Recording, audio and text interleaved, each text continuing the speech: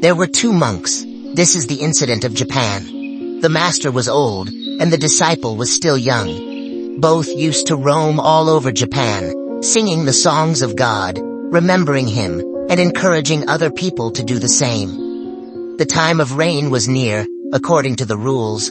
After traveling for 8 months, they had to spend 4 months of rain in their hut. The same thing happens in Buddhist tradition. Buddhist monks roam around for 8 months and initiate people. But when the time comes, they have to stay at a certain place during the whole rainy season, which is probably why the establishment of Buddhist monasteries was started, so that the Buddhist monks could stay there during the rainy season. So both of them returned to their hut. They had a small hut on the bank of the lake in a dense forest. When both reached near the hut, they saw that half thatch was missing from his hut, and scattered here and there. Only half thatch was left. It was a small hut, and now it didn't even have a half thatch. The storm that came last night took away half of the thatch. The rain was on the head.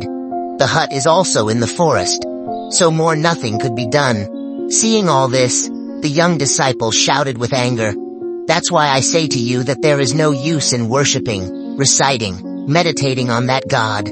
All this has been done by Him. The palace is safe for sinners, and we the mystics had a small hut and snatched it too. There is no point in bowing down in front of this ruthless God every day." The disciple was murmuring all this in anger that suddenly his eyes fell on his master. He was sitting on his knees with great joy, raising his head towards the sky, with folded hands, thanking God. Tears of ultimate contentment are flowing from his eyes, and looking at the sky humming, he is saying, "Oh God, it is all your grace, you must have stopped it. Otherwise, what is the trust of the storm? It would have taken away the whole thatch. Surely you must have stopped her in the middle, and saved half the thatch. What about the storm? It is very cruel, but you are very kind, you have saved at least half a thatch." Seeing this, the disciple got very angry on his guru. Then both of them went inside. It seems that both are entering the same hut, but in reality, both were entering different huts. Two different types of people, one satisfied, and the other dissatisfied. The situation is the same for both, but the expressions of both are different. For one, the hut is half broken, for the other half is left. Both of them slept at night, but the disciple who was there could not sleep at night, kept on changing sides all night. He was worried about the fact that he did not know when the rain would come, although the rain had not come till now, but he is worried and upset about it. He is thinking, he is not able to sleep. But how can he sleep? This is some sleeping place. Thinking of all this, his anger was increasing. But the guru slept very deeply that night. When his eyes opened at 4 o'clock in the morning, he saw the moon shining in the sky from the half-broken hut. He wrote a poem on it which meant, "How beautiful is this view. If we had known in advance that being half a hut, we can sleep, and we can also see this beautiful moon made by you, then we would not have bothered your storm so much that it takes away half the thatch. We would have dropped it ourselves. But we remained fools who stayed away from this beautiful scene for so many years. How close was this moon? How close was this sky? But we hid ourselves from it. We did not know. So forgive us. Otherwise your storm would not have been needed. We would have dropped it ourselves." Only a contented person can do this. Who can sing songs, hum, write poems even in such circumstances?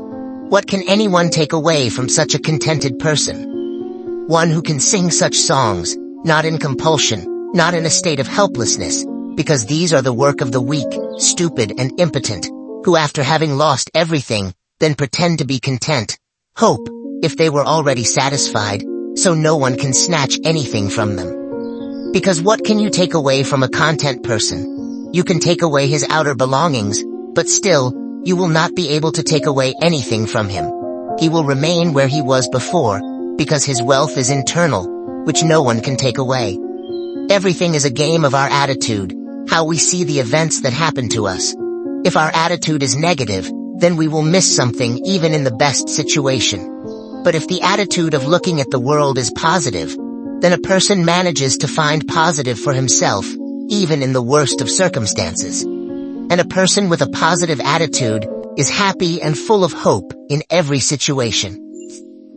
Gautam Buddha often told his disciples that I do not look at what has been done, but I focus on what can be done in future. You people must have also noticed many times that when we start thinking good continuously, then many good events start happening to us. This is because when we keep positive thinking and are filled with good hopes for the future, then our attention shifts from the problem of anything to its possibilities. And when the possibilities are worked out, its results are positive and in line with our expectations. If you people want to feel the power of positive thinking, then for a month from today, you start looking at all your problems as a possibility, an opportunity. But it will not be so easy, because your mind has taken it as a problem for many years. So as soon as you come to your unconscious state, your mind will see them as a problem again. But you have to constantly remind yourself that it's not a problem. Rather, a possibility is hidden for me. If you are really successful in doing this exercise for 30 days, then after 30 days, you will find that your view of the world has changed completely. It is rightly said by someone that, change your thinking, then the world will change.